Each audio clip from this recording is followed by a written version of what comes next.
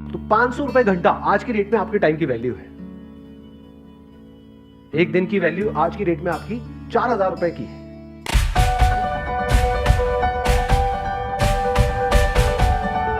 क्या आप में से कोई भी है जो डेली उठ करके सुबह अपने पैसे को आग लगाता है? एनीबडी? कोई तो पागल होगा यहां पर, कोई नहीं है। पैसे की वैल्यू हमको पता है। 100 रुपए बचाने के लिए पता नहीं कितने धक्के खाते हैं, अपना कितना टाइम खराब कर देते हैं। पैसे की वैल्यू हम सबको पता है, वो किसी को भी सिखाने की जरूरत नहीं है। टाइम की वैल्यू हमको पता ही नहीं है। क्यों नहीं पता है? क्योंकि हमारी विजन बहुत ही शॉर्ट टर्म है।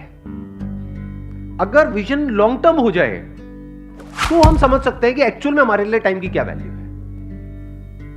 जैसे आज अगर आप स्टूडेंट हो, मान लो पढ़ाई कर रहे हो, तो आज एक्चुअल में अभी इस स्टेज में आपके लिए टाइम की क्या वैल्यू है? कुछ भी नहीं है। अगर टाइम वेस्ट करते भी हो तो क्या हो जाएगा? अगर फाइनेंशियली देखा जाए तो क्या लॉस हो रहा है आपको अगर आप अपना टाइम खराब करते हो? तो ज्यादा से ज्यादा एग्जाम में नंबर कम आ जाएंगे, बस खत्म।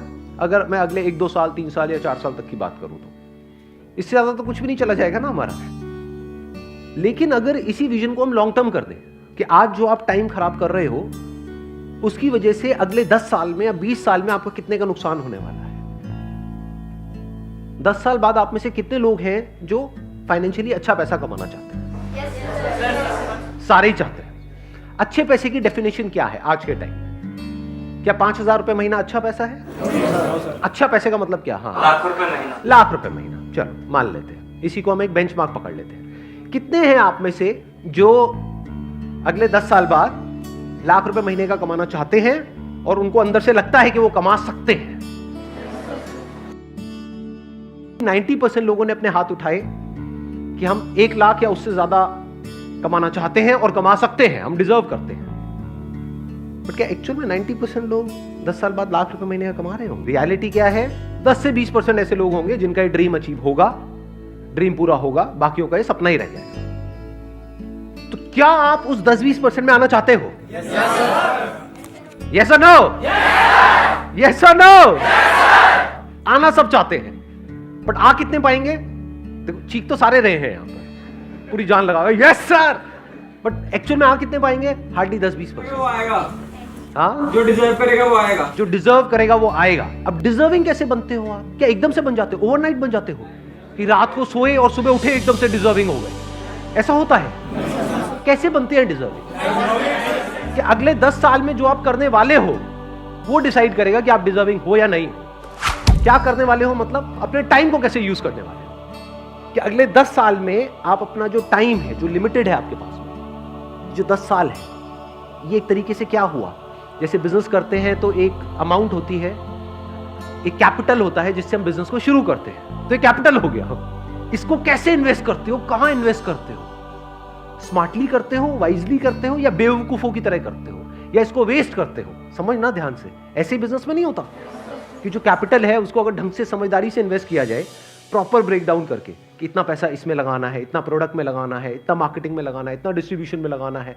अगर वो बंदा ढंग से प्लानिंग के साथ प्रॉपरली इन्वेस्ट करे, स्मार्टली इन्वेस्ट करे, तो चांसेस है कि जो उसकी कैपिटल है वो 10 गुना भी हो सकती है, 100 गुना भी हो सकती है, 1000 गुना भी हो सकती है। और अगर वो बेवकूफों की तरह इन्वेस्ट करे या उसको वेस्ट कर दे, पता लगा बिजनेस की कैपिटल उसने अलग करी थी और उससे अपनी अय्याशी कर रहा है, तो क्या होगा?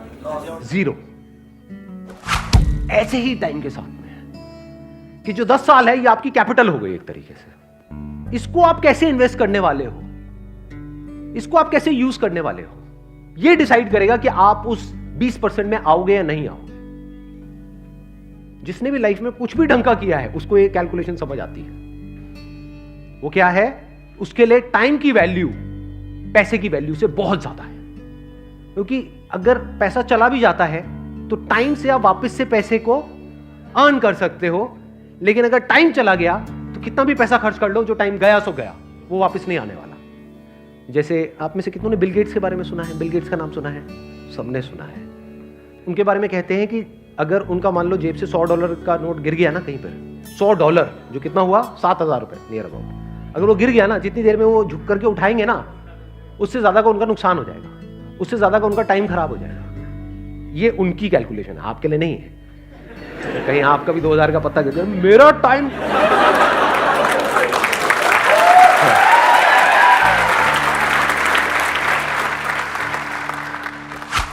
अब कैलकुलेट करो कि एग्जैक्टली आपके टाइम की क्या वैल्यू है आज की डेट में, बेस्ड अपॉन कि फ्यूचर में आप कहां पे हो। लाख रुपए महीना हो गया, जिसके लिए आप मानो आप महीने में 25 दिन काम करने वाले हो, 4-5 दिन छुट्टी उट्टी के हटा देते हैं, तो एक दिन की आपकी कितनी वैल्यू हो गई? 4,000 रुपए हो गई। दिन में 8 घंटे आप काम करने वाले हो, तो 1 घंटे की कितनी वैल्यू हो गई? 500 रुपए हो गई। तो आपको ये फंडा बिल्कुल क्लियर होना चाहिए कि आज की डेट में आपके जो टाइम की वैल्यू है वो 500 रुपए घंटा है। क्योंकि अगर ये क्लियर नहीं हुआ तो ये सब जो हम कैलकुलेशंस कर रहे हैं, ये जो लाख रुपए महीने की बातें हैं, ये सब हवा में है। एक्चुअल में आप वहां कभी पहुंच ही नहीं पाओगे अगर अपने टाइम को आज आप नहीं इस तरह से देख पा रहे हो तो। और ये मैं बात कर रहा हूं on a most conservative basis, in the sense कि मैं कह रहा हूं 500 रुपए घंटा आज की डेट में आपकी टाइम की वैल्यू है। लेकिन अगर आप सोचो अपने टाइम को इस तरह से नहीं यूज करते, यानी इतने कैपेबल नहीं बनते कि आपको लाख रुपए महीना आ सके, तो अगर आप पूरी लाइफ की कैलकुलेशन करो तो आपको कितने का नुकसान हो गया है? क्या सिर्फ लाख रुपए महीने का हुआ है? करोड़ों का नुकसान हो रहा है। क्योंकि आज जो आप इन्वेस्ट करोगे वही डिसाइड करेगा कि तब ये रिटर्न आएगी या नहीं आएगी। तो 500 रुपए घंटा आज की डेट में आपके टाइम की वैल्यू है। एक दिन की वैल्यू आज की डेट में आपकी 4,000 रुपए की है। अगर इस तरह से आप सोचने लग जाओ और इसको लिख करके लगा दो अपने घर में कहीं पे अलमीरा के अंदर, यहां वहां, ये वो, कि this is the value of my time, कि अगर मैंने एक पूरा दिन आज वेस्ट किया अपना तो मेरा कितने का नुकसान हो गया? 4,000 रुपए का। इस तरह से अगर आप देखने लग जाओ ना तो अंदर से एक सेंस ऑफ अर्जेंसी आ जाती है लाइफ के अंदर। चीजें प्रोक्रास्टिनेट होनी बंद हो जाती है, कल पे डालना बिल्कुल बंद हो जाएगा। कल पे आप डाल ही नहीं सकते क्योंकि आपको एक्चुअल में समझ आ रहा है मेरे टाइम की क्या वैल्यू है। मैंने अपने पहले भी सेशन में ये बात बोली थी, आज दोबारा से बोलूंगा क्योंकि ये बात समझनी बहुत इंपॉर्टेंट है। 90% से ज्यादा लोग लाइफ में इसलिए नहीं फेल होते हैं कि वो बहुत बड़ा सोचते हैं और उसको अचीव नहीं कर पाते हैं। वो इसलिए फेल होते हैं क्योंकि वो बहुत छोटा सोचते हैं और उसको अचीव कर लेते हैं।